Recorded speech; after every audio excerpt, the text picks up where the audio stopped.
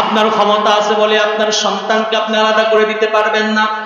আপনার সম্পদ আছে বলে আপনার আত্মীয়, আপনার বোনকে আপনার ভাগ থেকে মাহরুম করে দিতে পারবেন না। আপনার ক্ষমতা আছে বলে আপনার প্রতিবেশীকে আপনি আলাদা করে দিতে পারবেন না। আল্লাহ রাব্বুল আলামিন যে ৩ নম্বর শিক্ষা কোরআনুল কারীমের মধ্যে দিলেন, আল্লাহ রাব্বুল আলামিন স্বয়ং কোরআনের মধ্যে বলেছেন, ওয়াতিদাল কুরবা হাক্কাহু ওয়াল মিসকিনা ওয়া ইবনাস সাবিল ওয়ালা তুবাদ্দির তাবদীরা। আল্লাহ রাব্বুল আলামিন বলেছেন, দুনিয়ার মানুষেরা শুনে রাখো, ওয়াতিদাল কুরবা হাক্কাহু ওয়াল মিসকিন, আত্মীয় স্বজন এদের সঙ্গে তোমরা ভালো ব্যবহার করবে। আত্মীয় স্বজনের যে প্রাপ্যটুকু তুমি আত্মীয় স্বজনকে দিয়ে দেবে। আর শুনে রাখো, দুনিয়ার মানুষেরা আত্মীয়দের সঙ্গে কোনো সময় খারাপ ব্যবহার করেও না। আল্লাহ রাসূল বলেন, যেই মানুষ আত্মীয়তার বন্ধনটাকে ছিন্ন করবে সে কোনোদিন জান্নাতে যাইতে পারবে না। আপনি যত বড় হাজী সাহেব হন না কেন, ৫ ওয়াক্ত নামাজ আপনি যতই পড়েন না কেন, আপনি নিজে বাড়িতে থাকেন কিন্তু আপনার পাশের বাড়ির সঙ্গে আপনার মন মালিন্য হয়ে আছে, তার সঙ্গে আপনার সম্পর্ক ভালো নাই। এমনও দেখা যায়, দেখা হলে কথা বলে না, গায়ে গায়ে ভীষণ লাগে, এরপরেও কথা বলে না, একই প্রতিবেশী। এই রকম আছে না নাই? আল্লাহ রাব্বুল আলামিন বলেছেন, এইটাই হচ্ছে মেরাজের শিক্ষা। আত্মীয়তার সম্পর্কটাকে সুন্দর রাখো। আত্মীয় হয়েছে, আজকে আপনি যে আত্মীয়, আপনার বাড়ির সঙ্গে যে প্রতিবেশী, আপনি কি একটু চিন্তা করেন না, এই দুনিয়ার মায়া ছেড়ে আপনি যখন চলে যাবেন, আপনার বাহিরের কোনো মানুষ আপনার জন্য কিন্তু আসবে না। আপনারা জানা যায় কিন্তু আপনার এলাকার মানুষই দাঁড়াবে কি দাঁড়াবে না?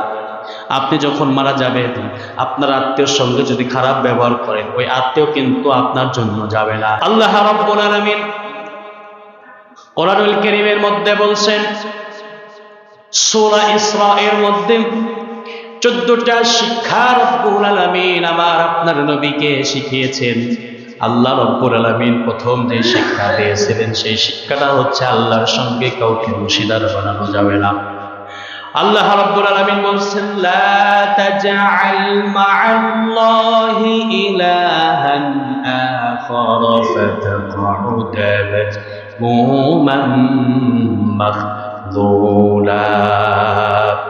রাব্বুল আলামিন বলছেন, আল্লাহর সঙ্গে অপর কোনো ইলাহ নির্ধারণ করিও না, তাহলে তুমি নিন্দিত লাঞ্ছিত হয়ে যাবে দুনিয়ার মধ্যে। আল্লাহ রাব্বুল আলামিন বলছেন, দুনিয়ার মধ্যে কোনো মানুষ যদি আল্লাহর সঙ্গে অন্য কাউকে অংশীদার করে, তার শাস্তি দুনিয়াতে শুরু হবে কি হবে না? আল্লাহ বলছেন, দুনিয়ার মধ্যে সে লাঞ্ছিত হয়ে যাবে, দুনিয়ার মধ্যে সে নিন্দিত হয়ে যাবে। শুধু এতটুকুই নয়, আল্লাহ রাব্বুল আলামিন আরো মুশরিক শিরক যারা করবে এদের ব্যাপারে কোরআনুল কারীমের মধ্যে সুন্দর করে আরো জায়গায় হুঁশিয়ারি দিয়ে বললেন, ইন্নাল্লাহা লা ইয়াগফিরু আন ইউশরাকা মা দুনা যালিকা লিমান ইয়াশা ওয়া মান ইউশরিক বিল্লাহি ফাকাদ হারামাল্লাহু আলাইহি فقد حرم الله عليه الجنة ومأواه النار।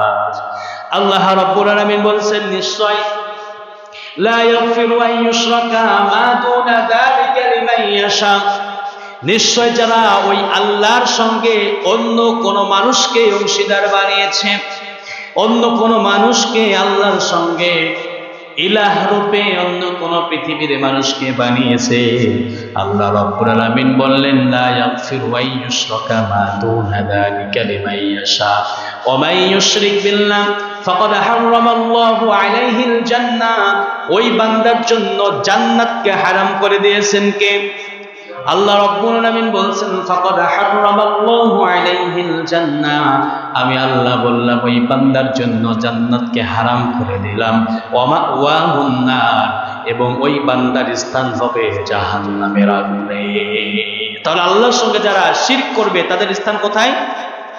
বলেন, সবাই বলেন, তাদের স্থান কোথায়? জাহান্নামে। দুনিয়ার মধ্যে তো সে লাঞ্ছিত হবে, মাখদুলা, নিন্দিত হয়ে যাবে।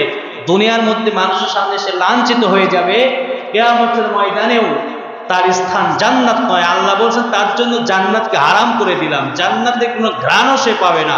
সে কোথায় যাবে?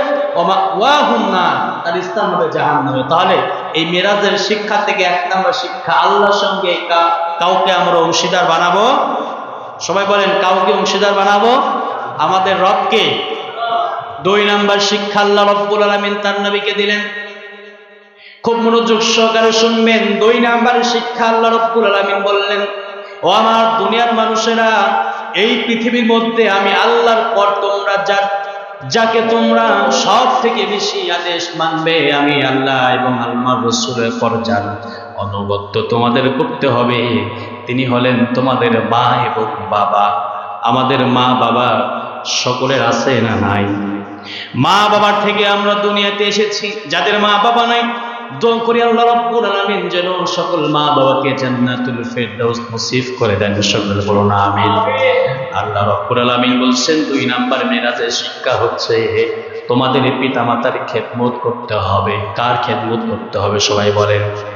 কোরআনুল কারীমের মধ্যে আল্লাহ রাব্বুল আলামিন বলছেন, وَقَضَى رَبُّكَ أَلَّا تَعْبُدُوا إِلَّا إِيَّاهُ وَبِالْوَالِدَيْنِ إِحْسَانًا। আল্লাহ রাব্বুল আলামিন সুন্দর করে বললেন, তোমার প্রতিপালক তোমাকে আদেশ দিয়েছে ওই আল্লাহ ছাড়া কারো ইবাদত করা যাবে না। আর ওই আল্লাহর পরে তোমরা যার ইবাদত করবে, যাকে মানবে, তিনি তোমাদের মা এবং, সবাই বলেন, তিনি আমাদেরকে মা এবং বাবার ইবাদত তোমরা করবে, মা এবং বাবার দাসত্ব তোমরা করবে, মা এবং বাবার গোলামি তোমরা করবে। মা বাবা তোমাকে যেইভাবে চলতে বলে ওইভাবে চলবে। এখন দেখা যায় সমাজের মধ্যে অনেক জায়গায় দেখা যায় মা বাবার অবাধ্য সন্তান আছে না নাই? একটু জোরে বলেন, আছে না নাই? শুধু মা বাবার ইবাদত করতে হবে এতটুকু শিক্ষায় আল্লাহ দিয়ে শেষ করেন নাই। আয়াতের পরের অংশে বলছেন, ইম্মা ইয়াবলুগান্না ইনদাকাল কিবারা আহাদুহুমা আও কিলাহুমা ফালা তাকুল লাহুমা উফিন ওয়া লা তানহারহুমা ওয়া কুল লাহুমা কওলান কারীমা। আল্লাহ রাব্বুল আলামিন বললেন, দুনিয়ার সন্তানেরা শুনে রাখো, ইম্মা ইয়াবলুগান্না ইনদাকাল কিবারা আহাদুহুমা, তোমাদের মা এবং বাবা দুজনের মধ্যে যে কোনো একজন যদি জীবদ্দশায় যদি মৃত্যু হয়ে যায়, দুনিয়ার সন্তানেরা শুনে রাখো, তোমাদের মা বাবার সঙ্গে ইহসান করবে, সৎ ব্যবহার করবে, সুন্দর ব্যবহার করবে। আর সাবধান হয়ে যাও, সতর্কতা অবলম্বন করো, সাবধান হয়ে যাও, ওই মা বাবার সঙ্গে কোন রকম খারাপ ব্যবহার করা যাবে না। ফালা তাকুল লাহুমা উফিন ওয়া লা তানহারহুমা, তোমার কোন আচরণে যেন তোমার মা বাবা উফ শব্দ উচ্চারণ না করে। তোমার কোন আচরণে তোমার মা বাবা যেন তোমার আচরণে সব সময় খুশি হয়ে যায়। মা বাবার সঙ্গে ধমক দিয়ে কথা বলবে না। এই নির্দেশটা আমাদের দিচ্ছেন কে? সবাই বলেন, নির্দেশ দিচ্ছেন কে? দেখা যায় অনেক সময় যে ছোট্টবেলায় মা বাবা শীতের মধ্যে আমাদের লালন পালন করেছে, ঠান্ডা পানি, ঠান্ডার মধ্যে সন্তানকে বুকে জড়িয়ে ধরে লালন পালন করে বড় করেছে। সন্তানগুলো যখন বড় হয়ে গিয়েছে, শরীরে যখন রক্ত মাংস যৌবনের জোর যখন চলে এসেছে, এইরকম কপাল পোড়া হতভাগা সন্তান, এই সন্তানগুলো মা বাবাকে আঘাত দিয়ে বাড়ি থেকে বাড়ি ছাড়া করে দেয়। এইরকম কুলাঙ্গার সন্তান আছে না নাই? একটু জোরে বলেন, আছে না নাই? এই এলাকায় আছে? যদি থেকে থাকে আজকে সতর্ক হতে হবে, সাবধান হতে হবে। মা বাবার দোয়াও কবুল হয়ে যায়, বদদোয়াও কবুল হয়ে যায়। মা বাবার দোয়া করলেও কি কবুল হয়ে যায়, মা বাবা বদদোয়া করলেও কবুল হয়ে যায়। এই জন্য মা বাবার দোয়া এবং বদদোয়া এই দুটোই আল্লাহর কাছে কবুলিয়াত।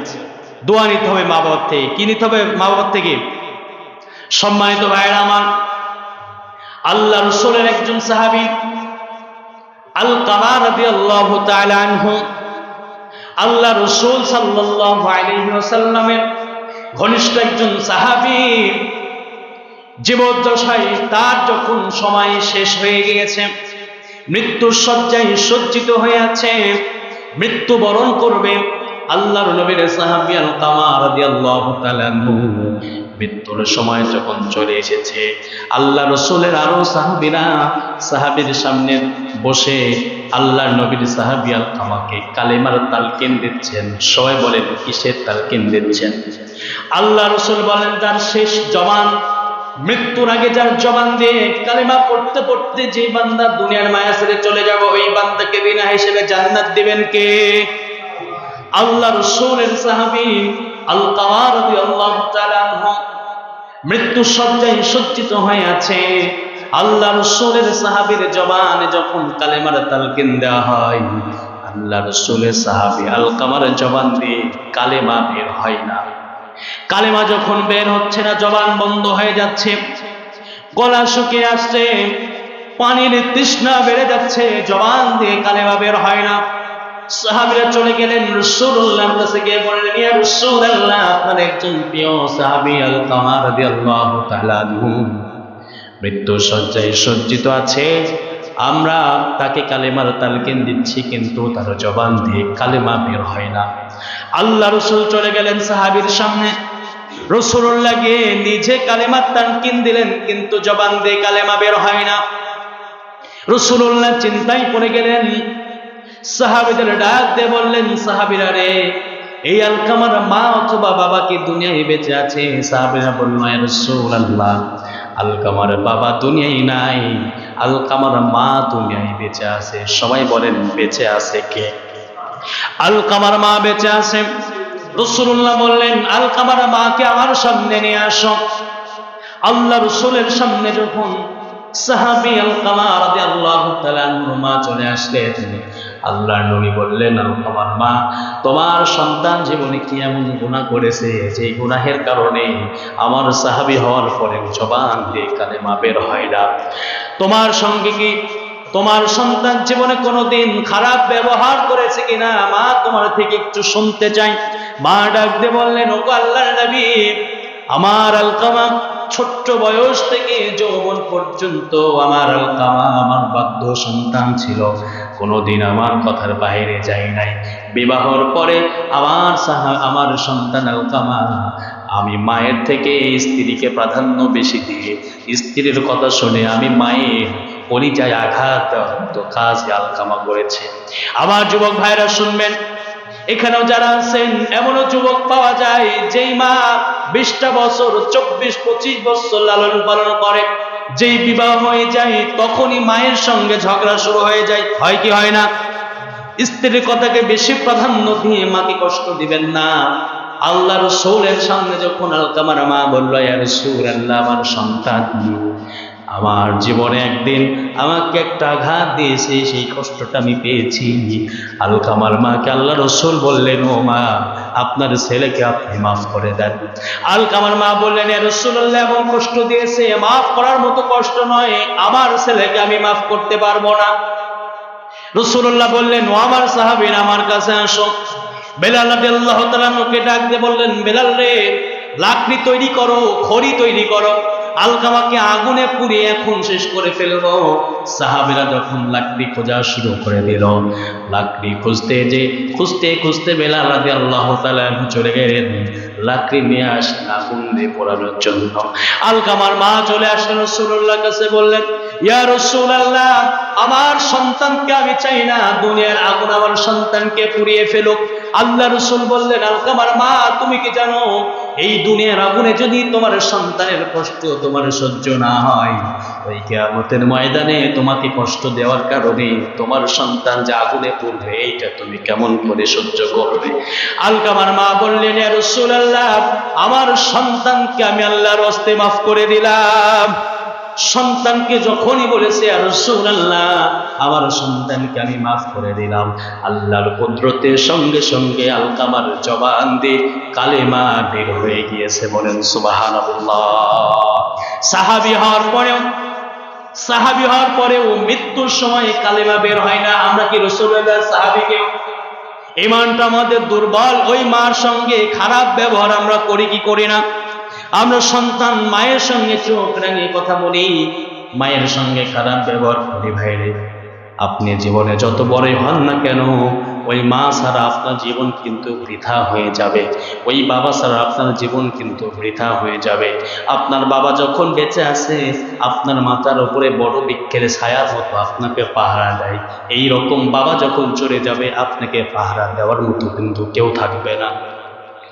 আল্লাহ রাসূল বলেন আল জান্নাতু তাহতা আকদামিল উম্মাহাত, ওই মায়ের পায়ের নিচেই জান্নাত রেখে দিয়েছেন কে? একটু জোরে বলেন কে? এই জন্য ওই মা বাবার সঙ্গে আমাদের ভালো ব্যবহার করার দরকার আছে না নাই? আর একটু জোরে বলেন আছে না নাই? আল্লাহ রাব্বুল আলামিন পরের শব্দে ওই মা বাবার কথা আবার সুন্দর করে বললেন, অখফিদ লাহুমা জানাহায-যুল্লি মিনার রাহমাতি ওয়া কুর রাব্বিরহামহুমা কামা রব্বায়ানি সগীরা। যারা আমার সঙ্গে পারে সবাই বলেন রব্বিরহামহুমা কামা রব্বায়ানি সগীরা। এই দোয়া শিখিয়েছেন কে? ওই মা বাবার জন্য দোয়া করতে হবে, এই দোয়াও শিখিয়েছেন আল্লাহ। বলেন সুবহানাল্লাহ। মেরাজের 3 নাম্বার শিক্ষা, আল্লাহ রাব্বুল আলামিন 3 নাম্বার শিক্ষা দিলেন। দুনিয়ার মানুষেরা শুনে রাখো, 3 নাম্বার শিক্ষা হচ্ছে আত্মীয়তার সম্পর্ক বজায় রাখতে হবে। কার সম্পর্ক বলেন? কাদের সম্পর্ক? আরেকটু জোরে বলেন। আত্মীয়তার সম্পর্ক আমাদের ছিন্ন হয়ে যায় কি যায় না? সম্পদের মোহে পড়ে, ক্ষমতার মোহে পড়ে, টাকার মোহে পড়ে, কত দুনিয়ার লোভ লালসায় পড়ে নিজের কলিজার ভাইকেও কিন্তু আমরা ভীত করে ফেলি। এইরকম আছে না নাই? ক্ষমতা হয়েছে একটু, আমার ভাইকে আমি নিজে গুলি করে হত্যা করে দুনিয়ার মায়া ছাড়ার মতো কাজ করি, এইরকম নাফরমান ভাই আছে না নাই? আপনার ক্ষমতা আছে বলে আপনার সন্তানকে আপনি আলাদা করে দিতে পারবেন না। আপনার সম্পদ আছে বলে আপনার আত্মীয়, আপনার বোনকে আপনার ভাগ থেকে মাহরুম করে দিতে পারবেন না। আপনার ক্ষমতা আছে বলে আপনার প্রতিবেশীকে আপনি আলাদা করে দিতে পারবেন না। আল্লাহ রাব্বুল আলামিন যে 3 নাম্বার শিক্ষা কোরআনুল কারীমের মধ্যে দিলেন, আল্লাহ রাব্বুল আলামিন স্বয়ং কোরআনের মধ্যে বলেছেন ওয়াতিদাল কুরবা হাক্কাহু ওয়াল মিসকিনা ওয়া ইবনাস সাবিল ওয়ালা তুবাদ্দির তাবদীরা। আল্লাহ রাব্বুল আলামিন বলেছেন দুনিয়ার মানুষেরা শুনে রাখো, ওয়াতিদাল কুরবা হাক্কাহু ওয়াল মিসকিন, আত্মীয় স্বজন এদের সঙ্গে তোমরা ভালো ব্যবহার করবে। আত্মীয় স্বজনের যে প্রাপ্যটুকু তুমি আত্মীয় স্বজনকে দিয়ে দেবে। আর শুনে রাখো দুনিয়ার মানুষেরা আত্মীয়দের সঙ্গে কোনো সময় খারাপ ব্যবহার করেও না। আল্লাহ রাসূল বলেন যেই মানুষ আত্মীয়তার বন্ধনটাকে ছিন্ন করবে সে কোনোদিন জান্নাতে যাইতে পারবে না। আপনি যত বড় হাজী সাহেব হন না কেন, 5 ওয়াক্ত নামাজ আপনি যতই পড়েন না কেন, আপনি নিজে বাড়িতে থাকেন কিন্তু আপনার পাশের বাড়ির সঙ্গে আপনার মন মালিন্য হয়ে আছে, তার সঙ্গে আপনার সম্পর্ক ভালো নাই। এমনও দেখা যায় দেখা হলে কথা বলে না, গায়ে গায়ে ভীষণ লাগে, এরপরেও কথা বলে না, একই প্রতিবেশী। এই রকম আছে না নাই? আল্লাহ রাব্বুল আলামিন বলেছেন এইটাই হচ্ছে মেরাজের শিক্ষা। আত্মীয়তার সম্পর্কটাকে সুন্দর রাখো। আত্মীয় হয়েছে আজকে আপনি যে আত্মীয়, আপনার বাড়ির সঙ্গে যে প্রতিবেশী, আপনি কি একটু চিন্তা করেন না এই দুনিয়ার মায়া ছেড়ে আপনি যখন চলে যাবেন আপনার বাহিরের কোনো মানুষ আপনার জন্য কিন্তু আসবে না। আপনারা জানা যায় কিন্তু আপনার এলাকার মানুষই দাঁড়াবে কি দাঁড়াবে না? আপনি যখন মারা যাবেন আপনার আত্মীয়র সঙ্গে যদি খারাপ ব্যবহার করেন ওই আত্মীয় কিন্তু আপনার জন্য যাবে না। এই জন্য আত্মীয়তার সম্পর্ক আমাদের মজবুত রাখা দরকার, আছে না নাই? একটু জোরে বলেন আছে না নাই? এই যে মেরাজের 4 নাম্বার শিক্ষা হচ্ছে অপচয় করা যাবে না। কি করা যাবে না? আর একটু জোরে বলেন কি করা যাবে না? অপচয় করা যাবে না। অপচয়কারী কার ভাই সবাই বলেন? এইটা কি আমার কথা না আল্লাহর কথা?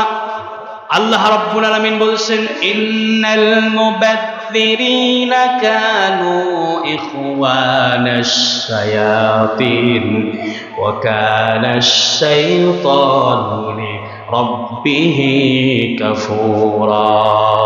নিশ্চয় অপচয়কারী হচ্ছে শয়তানের ভাই। এজন্য আমরা অপচয় থেকে দূরে থাকার দরকার আছে না নাই? সব সম্পদগুলো আমরা, সেটা হতে পারে ব্যক্তিগত জিনিস, যেটাই আমাদের বেশি থাকুক না কেন ওইটা আমাদের অপচয় করা যাবে। বলেন মেরাজের 5 নাম্বার শিক্ষা 5 নম্বর শিক্ষা আল্লাহ রাব্বুল আলামিন দিয়েছেন, কৃপণ হওয়া যাবে না। কি হওয়া যাবে না বলেন? কৃপণ মানুষ আছে না নাই? এলাকায় আছে? আমি কি আমার কথা বলছি না মেরাজের শিক্ষা বলছি? আল্লাহ রাব্বুল আলামিন তার রাসূলকে যে শিক্ষা দিয়েছেন আমি আপনাদের সেই শিক্ষাটাই শোনাচ্ছি। তাহলে 5 নাম্বার কি? কৃপণ হওয়া যাবে না। 5 নাম্বার কি বলেন? কৃপণ হওয়া যাবে না। একটা আয়াতের মধ্যে আল্লাহ রাব্বুল আলামিন দুইটা শিক্ষা দিয়েছেন, ওয়ালা তাজআল ইয়াদুকা মাগলুলাতান ইলা উনুকিকা ওয়ালা তাবসুতুহা কুল্লুল বাসত ফাতাকউদা মাযমুমান মাখলুলা। আল্লাহ রাব্বুল আলামিন বলছেন 5 নাম্বার হচ্ছে কৃপণ হওয়া যাবে না। 5 নাম্বার কি হওয়া যাবে না? 6 নাম্বার, এমন জীবন তুমি করিও না যে জীবন তুমি বিলাসিতায় কেটে যাবে। তোমাকে থাকতে হবে মধ্যম পন্থায়। কি থাকতে হবে? তাহলে 5 নাম্বার হচ্ছে কৃপণ হওয়া যাবে না। 5 নাম্বার কি? 6 নাম্বার, বিলাসিতার জীবন আনা যাবে না। বিলাসিতার জীবন আনা যাবে না। এজন্য আমাদের কি হতে হবে? মধ্যম পন্থায় থাকতে হবে। কয়টা বললাম? সবাই বলেন কয়টা? 7 নাম্বার। 7 নাম্বার আল্লাহ রাব্বুল আলামিন যে শিক্ষা দিয়েছেন সেই শিক্ষা হচ্ছে দরিদ্রতার ভয়ে সন্তান হত্যা করা যাবে না। কিসের ভয়ে? কিসের ভয়ে একটু জোরে বলেন? অভাবের ভয়ে সন্তান হত্যা করা যাবে না। এই যে আমাদের বাংলাদেশের মধ্যে একটা সংগঠন আছে যেটাকে বলা হয় পরিবার পরিকল্পনা, আছে না নাই? তাদের একটা স্লোগান, একটার বেশি দুইটা নয়, একটা সন্তান হলেই ভালো হয়। এইটা সম্পূর্ণ কোরআন বিদ্বেষী স্লোগান। এটা সম্পূর্ণ কি স্লোগান? আল্লাহ রাসূল বলেন, দুনিয়ার মানুষেরা শুনে রাখো, আমার এই উম্মতের মধ্যে যেই সকল উম্মতগুলো বেশি সন্তান দুনিয়ার মধ্যে আনবে, সন্তান যত হবে আমি আল্লাহ রাসূল কিয়ামতের দিন তত বেশি সংখ্যক উম্মত নিয়ে জান্নাতের মধ্যে যাইতে পারবো। বলেন সুবহানাল্লাহ। আল্লাহ রাসূল এরপরে বলছেন, আমার উম্মতেরা শুনে রাখো, ওই সকল মেয়েকে তোমরা বিবাহ করবে। বিবাহের ক্ষেত্রে আল্লাহ রাসূল কয়েকটা শিক্ষা দিয়েছিলেন। যেই মেয়েটা বেশি সন্তান ধারণ করার মতো ক্ষমতা যেই বংশে থাকে ওই বংশে তুমি বিবাহ করো। তাহলে এখন আমাদের সমাজে দেখা যায় অভাব হবে, দরিদ্রতার ভয়ে আমরা সন্তানকে হত্যা করি, সন্তান নিতে চাই না। এই রকম পরিবার আছে না নাই? বিবাহ হয়ে গিয়েছে 5-7 বছর, বলে এখনো তো সময় বাকি আছে, সন্তান পরে নিব। আল্লাহ যদি আপনাকে সন্তান না দেয়, মৃত্যুর আগে এসে হাউমাউ করে কান্না করে বাবার দরবারে হুজুরে পানি পড়া খেয়ে আপনার সন্তান আর হবে? এজন্য আমাদের সময় মতো সন্তান দিতে হবে। আল্লাহ আমাদের যত সন্তান দিবে এই সন্তানগুলো কিয়ামতের ময়দানে রাসূলুল্লাহর উম্মত হয়ে আল্লাহর দরবারে দাঁড়িয়ে যাবেন। বলেন সুবহানাল্লাহ। আল্লাহ রাব্বুল আলামিন বলেন, ولا تقتلوا أولادكم خشية إملاق نحن نرزقهم وإياكم إن قتلهم كان خطأ كبيرا। সবাই বলেন তো আমাদের রিজিক দেওয়ার মালিক কে? আরেকটু জোরে বলেন, রিজিক আমাদের যিনি দেন তিনি কে? গর্তের পিপিলিকা রিজিক দেন কে? আরেকটু জোরে বলেন, গর্তের পিপিলিকাকে রিজিক দেন কে? যে রিজিক আল্লাহ দেন ওই জবান দিয়ে ওই আল্লাহর নাম কি আমাদের আরেকটু জোরে বের হবেন না? বলেন, আমাদের রিজিক দেন কে? সমুদ্রের কত বড় বড় মাছ সব কিছুকে রিজিক দিচ্ছেন কে? আল্লাহ রাব্বুল আলামিন বলছে, দুনিয়ার মানুষেরা কেন তোমরা ভয় পাও, কেন তোমরা হতাশাগ্রস্ত হও? দুনিয়ার মধ্যে তোমরা কেন সন্তানগুলোকে নিতে চাও না? সন্তানগুলো কেন তোমরা নেও না? সন্তানগুলোকে তোমরা অভাব অনটনের ভয়ে তোমরা সন্তানগুলোকে কেন হত্যা করো? আল্লাহ রাব্বুল আলামিন বললেন, দুনিয়ার মানুষেরা তোমার সন্তান যখন দুনিয়ায় আসবে তোমার সন্তানের রিজিকও তো আমি আল্লাহ রেখে দিয়েছি। তুমি যদি খেতে পারো তোমার সন্তানের রিজিক আমি কেন আল্লাহ রাব্বুল আলামিন দিব না? দুনিয়ার মধ্যে আমার নবীকে আমি শিক্ষা দিলাম, দরিদ্রতার ভয়ে কোনোদিন সন্তান হত্যা আপনার জাতিকে আপনি শিক্ষা দিবেন না। এখান থেকে আমাদের শিক্ষা নিতে হবে, দরিদ্রতার ভয়ে আমাদেরকে সন্তান হত্যা করা যাবে? বলেন। মেরাজের 8 নাম্বার শিক্ষা হচ্ছে জিনা ব্যভিচারের কাছেও যাওয়া যাবে না। কিসের কাছেও যাওয়া যাবে না? জিনা ব্যভিচারের কাছেও যাওয়া যাবে না। যুবক ভাইরা যারা আছেন, জিনার দিকে আমরা দৌড়াই, ব্যভিচারের দিকে আমরা দৌড়াই। কেমনে আমরা জিনার দিকে দৌড়াই? চক্ষু দুটো দিয়ে আমরা যদি পরনারীর দিকে তাকাই, এটাও কিন্তু জিনার সঙ্গে শামিল হয়ে যায় কি যায় না? কান দিয়ে যদি অশ্লীল গান বাজনা শুনি আমরা, এটাও কিন্তু জিনার কাছে পরিণত হয়ে যায়। আল্লাহ রাব্বুল আলামিন বলছেন, ওয়ালা তাকরাবুজ জিনা ইন্নাহু কানা ফাহিশা ওয়া সাআ সাবিলা। আল্লাহ রাব্বুল আলামিন বললেন, আর তোমরা ব্যভিচারের কাছেও যেও না, জিনা করো না, এটা তো পরের শব্দ, আগে হচ্ছে এর কাছেও যেও না। এই কথা কার বলেন? সবাই বলেন কার? যুবক ভাইরা যারা আছেন শুনে রাখেন, জিনার কাছে কিন্তু আমরা আগে জিনার কাছে আমরা যাই না। আগে আমরা আস্তে আস্তে স্টাপ ধাপ আমরা আগাইতে থাকি। এই রকম হয় কি হয় না? প্রথমে আমাদের যোগাযোগ হয়, ফোনে মেসেঞ্জারে নোটিফিকেশন আসে, এরপরে হাই হ্যালো কথা শুরু হয়, এরপরে অডিও কথা, এরপরে ভিডিও কথা, এরপরে এডিটিং ফিটিং, এরপরে জিনার মধ্যে লিপ্ত হয়ে যাই কি যায় না বলেন? এই জন্য আল্লাহ বললেন, তোমরা জিনার কাছেও যেও না। আল্লাহ রাসূল বললেন, জিনাকারী নারী পুরুষ কিয়ামতের ময়দানে জান্নাত পাবে না। আল্লাহ রাসূল বললেন, দুনিয়ার এই জমিন থেকে আমি যখন মেরাজে গেলাম, মেরাজে গিয়ে জান্নাত ঘুরলাম, জাহান্নাম ঘুরলাম, জান্নাতের এবং জাহান্নাম সব কিছু আমি দেখলাম।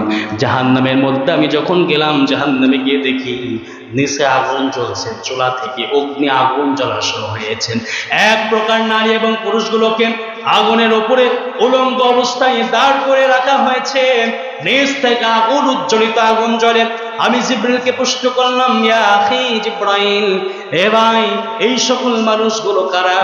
আমার কথার উত্তরে আল্লাহর ফেরেশতা জিবরাইল বললেন, ইয়া রাসূলুল্লাহ, এই সকল মানুষ হলো তারা যারা দুনিয়ার মধ্যে জিনা ব্যভিচারের কাজে লিপ্ত ছিল। এই সকল মানুষগুলোকে আজকে ঠিক কিয়ামতের ময়দানে এইরকম আযাব দেওয়া হচ্ছে। সম্মানিত ভাইরা আমার, আমাদের জিনার কাছেও যাওয়া যাবে না। জিনার কাছে তো আমরা যাইতে চাই না। এই দেশের মধ্যে জিনার কাজ আমাদের জন্য সহজ করে দেওয়া হয়েছে, এই জন্য যুবকেরা জিনার কাছে যাইতে সহজে পারে কি পারে না বলেন? বিবাহকে কঠিন করা হয়েছে, আর প্রেম ভালোবাসাকে সহজ করা হয়েছে কি হয় নাই? কথার একটু তিতা হলো, এটাই সত্য। বিবাহকে এত কঠিন করা হয়েছে যে একটা ছেলে 21 বছর না হলে বিয়ে করতে পারবে না, একটা মেয়ে 18 বছর না হলে বিবাহ করতে পারবে না। কিন্তু দেখা যায় ক্লাস 5-এ পড়ে, 3-তে পড়ে, এই সকল মেয়েগুলো 3-4টা গার্লফ্রেন্ড বয়ফ্রেন্ড নিয়ে ঘুরে। এই রকম কুলাঙ্গার সন্তান আছে না? এইটা আমাদের চোখে পড়ে না। 14 বছরের মেয়ে পালিয়ে চলে যায়, ওইটা চোখে পড়ে না। আর যখন একটা গরিব ফ্যামিলির একটা বাবা মেয়েকে বিয়ে দিতে পারছে না, বয়স কম, সে প্রাপ্তবয়স্কা হয়ে গেছে, 18 বছর পূর্ণ হয় নাই, যখনই তার বিয়ের কাজ শুরু হয়, ওই সময় সমাজের মধ্যে কিছু মানুষ বিবাহ বন্ধ করার পায়তারা করে। এইরকম প্রতিবেশী আছে না নাই? বলেন আছে না নাই? এজন্য আমরা বিয়েকে সহজ করব। বিয়েকে কি করব বলেন? আপনার ছেলে, আপনার সন্তান বিবাহের বয়স হয়ে গিয়েছে, আপনার সন্তানকে আপনি বাধা দিবেন না। সন্তানকে বিবাহের জন্য আপনি বলবেন, সন্তান, আমরা বলি সন্তান নিজের পায়ে দাঁড়াবে, তারপরে বিবাহ করবে। নিজের পায়ে আপনি কবে দাঁড়িয়েছেন? যারা বাবা আছেন, আপনি কবে নিজের পায়ে দাঁড়িয়েছেন? বিয়ের আগে না বিয়ের পরে? এই জন্য ভাইয়েরা আমার, বিবাহটাকে আমাদের সহজ করতে হবে। বিবাহটাকে আমাদের কি করতে হবে? সহজ করতে হবে। আমরা যদি বিয়েটাকে সহজ করি, জিনা আমাদের মাঝখান থেকে সরে যাবে। আমরা বিবাহকে কঠিন করেছি।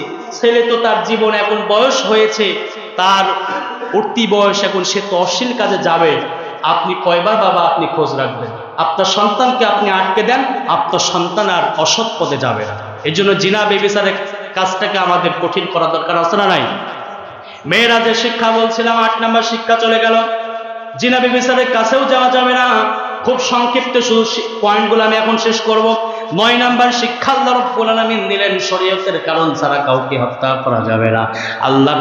আল্লাহর আইন ছাড়া কাউকে হত্যা করা যাবে না। আল্লাহর দুশমন ছাড়া কাউকে হত্যা করা যাবে না। নিজের মনের মধ্যে ক্রোধ হয়েছে, এই ক্রোধে আপনি কাউকে হত্যা করতে পারবেন না। কিন্তু কোরআন নেই, ইসলাম নেই, নবী নেই, আল্লাহ নেই, যদি কেউ কটূক্তি করে তার জন্য তাকে হত্যা করা ফরজ কি ফরজ না বলেন? আল্লাহ রাব্বুল আলামিন বললেন, ওয়ালা তাকতুলুন নাফসাল্লাতী হারামাল্লাহু ইল্লা বিল হক। আল্লাহর আইন ছাড়া, শরীয়তের কোনো কারণ ছাড়া দুনিয়ার কোনো মানুষকে হত্যা করা যাবে না। 9 নাম্বার শিক্ষা আল্লাহ রাব্বুল আলামিন শরীয়তের কারণ ছাড়া হত্যা করতে নিষেধ করলেন। 10 নাম্বার আল্লাহ রাব্বুল আলামিন শিক্ষা দিলেন ইয়াতীমের সম্পদ ভক্ষণ করা যাবে না। কাদের সম্পদ ভক্ষণ করা যাবে না একটু সবাই বলেন। ইয়াতীমের সম্পদ ভক্ষণ করা যাবে না। আপনার বড় ভাইয়ের সন্তান, আপনার বড় ভাই মারা গিয়েছে, সন্তান দুনিয়ায় আছে, আপনি ভাই হয়ে সন্তানের সম্পদগুলো আপনি আত্মসাৎ করে নিলেন, ইয়াতীমের সম্পদ আপনি বুঝিয়ে দিলেন না। এইরকম পরিবার আছে না নাই? আল্লাহ রাব্বুল আলামিন ওই কথাই বললেন ইয়াতীমের সম্পদ ওয়ালা তাকরাবু মালাল ইয়াতীম, ইয়াতীমের সম্পদগুলো তোমরা বুঝিয়ে দাও, ইয়াতীমের সম্পদকে তোমরা ভক্ষণ করিও না। যদি ইয়াতীমের সম্পদ ভক্ষণ করো তুমি জাহান্নামী হয়ে যাবে। 11 নম্বর শিক্ষা আল্লাহ রাব্বুল আলামিন দিলেন ওয়াউফু বিল আহদ ইন্নাল আহদা কানা মাসউলা। আল্লাহ রাব্বুল আলামিন তার রাসূলকে 11 নম্বর যে শিক্ষা দিয়েছিলেন সেই শিক্ষাটা হচ্ছে তুমি যেই কাজের প্রতি থাকবে সেই কাজটা তোমার করতে হবে। আর শুনে রাখো ওয়াউফু বিল আহদ, তোমার অঙ্গীকার পূরণ করতে হবে। এই সমাজের মধ্যে, রাষ্ট্রের মধ্যে, দেশের মধ্যে ইসলাম কায়েমের অঙ্গীকার তোমার পূরণ করতে হবে। আল্লাহ রাসূলকে আল্লাহ রাব্বুল আলামিন শিক্ষা দিয়েছিলেন মেরাজে, কারণ মেরাজের পরেই তো মক্কা বিজয় হয়েছে, মেরাজের পরেই তো মদিনার ক্ষমতা আল্লাহ রাব্বুল আলামিন তার নবীকে দিয়েছেন। আল্লাহ রাব্বুল আলামিন শিক্ষা দিয়েছেন রাসূলুল্লাহ আপনার উম্মতগুলোকে বলবেন যে অঙ্গীকারের প্রতি সে অটল থাকবে, অঙ্গীকারটা যেন সে অটল রাখে, মুনাফিকি যেন না করে। 12 নম্বর শিক্ষা আল্লাহ রাব্বুল আলামিন তার নবীকে দিলেন। দুনিয়ার মানুষেরা শুনে রাখো 12 নম্বর শিক্ষা হচ্ছে ওয়াউফু বিল কাইলা ইদা কুনতুম ওয়াজিনু বিল কিসত। 12 নম্বর শিক্ষা হচ্ছে ওজনে মাপ, ওজনে কম দেওয়া যাবে না। সবাই বলেন কিসে কম দেওয়া যাবে না? মাপে কম দেওয়া যাবে না, ওজন ঠিক রাখতে হবে। অনেক দোকানদারকে দেখা যায় ডিজিটাল কাটা অন্যরকম করে পাল্টে রাখে, ওজনে কম দেয় ক্রেতাদেরকে, আসে না নাই? মাছ বাজার যদি যান বলবে হুজুর মাছ আপনাকে একটু বেশি দিলাম, বাড়িতে এসে দেখা যায় আরো 100 গ্রাম কম। এই রকম ব্যবসায়ী আছে না নাই? আল্লাহ রাব্বুল আলামিন বললেন দুনিয়ার মানুষেরা শুনে রাখো মেরাজের শিক্ষা হচ্ছে এই মাপে ওজনে ঠিক রাখতে হবে। 13 নম্বর শিক্ষা আল্লাহ রাব্বুল আলামিন দিলেন। 13 নম্বর শিক্ষা হচ্ছে তোমার যেই বিষয়ের প্রতি জ্ঞান নাই ওই বিষয়ে তুমি কথা বলবে না। যেই বিষয়ের প্রতি জ্ঞান নাই ওই বিষয়ে কথা বলতে নিষেধ করছেন কে? অনেক সময় দেখা যায় আপনি হুজুর হন নাই, হুজুরে ভুল ধরেন, আছে না নাই?